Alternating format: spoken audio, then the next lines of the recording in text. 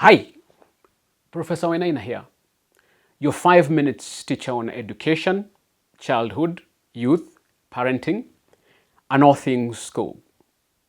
Welcome.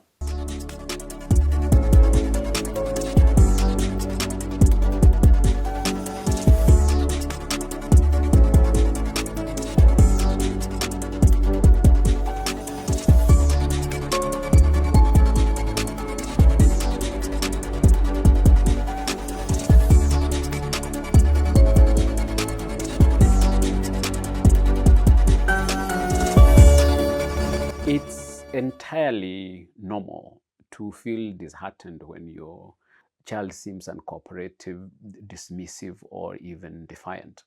You may wonder if you are failing in your parenting approach or if there is something inherently wrong with your child. Understand, though, that uncooperative behavior is often not what it appears to be on the surface. It's not necessarily defiance, but rather a symptom pointing towards underlying issues. When a child feels unsafe, disconnected, or emotionally dysregulated, uncooperativeness often becomes their way of signaling distress. They're not resisting you to make life difficult, they are struggling to manage emotions that they lack the skills or maturity to express otherwise.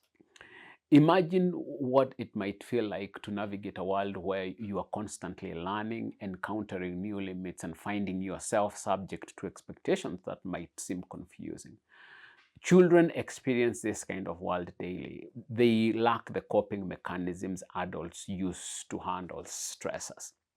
And research into child development, particularly an attachment theory and regulation, shows that behaviors labeled as difficult are often defensive reactions to a perceived lack of emotional safety.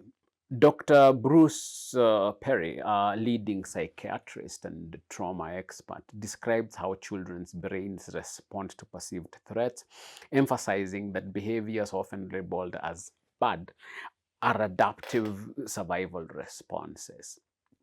Safety, then, is foundational. For your child, safety means knowing that they can express feelings, that they will be heard, and that they won't face unpredictable or severe consequences for being themselves. When a child perceives an environment as unsafe, whether physically, emotionally, or psychologically, their brain moves into a defensive mode. This sense of unsafety can be triggered by numerous factors: recent change, overstimulation, lack of predictability, or even parental reactions they don't fully understand.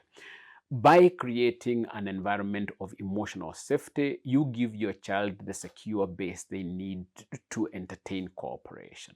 Second, consider connection.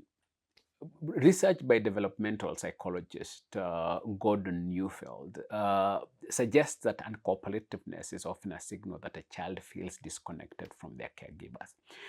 A strong emotional bond can transform your child's motivation to cooperate because they no longer feel alone in their experience. This isn't about being permissive or always agreeing with them, but rather about creating authentic connection through shared moments and active listening. When children feel genuinely connected, their inclination to cooperate grows naturally because they sense that their actions have a meaningful impact within a trusted relationship. Um, Finally, emotional regulation is a vital aspect that too often goes unaddressed. Children are not born with the ability to regulate their emotions effectively. These skills develop over time with the brain's prefrontal cortex, the part responsible for self-control, continuing to mature into early adulthood. And during the early years, children rely heavily on their caregivers to help them manage overwhelming emotions. When a child appears uncooperative, it may signal an overload of feelings they are unable to process. When they feel dysregulated, their ability to listen, understand, and respond is compromised. So, what are the practical implications here? Rather than confronting uncooperative behavior directly, you will be more effective if you focus on restoring regulation. This might involve recognizing early signs of frustration or overstimulation and guiding your child towards calming activities before the situation escalates. Dr. Stuart Shankara, an expert in self-regulation, argues that calming down is not simply about quieting a child, but about helping them understand and manage the stress responses within their own body. Activities like deep breathing and gentle touch, or just spending a few quiet moments together, can create a space for your child to regain composure and open up to interaction. See it this way, your child's cooperation is a barometer of their internal well-being.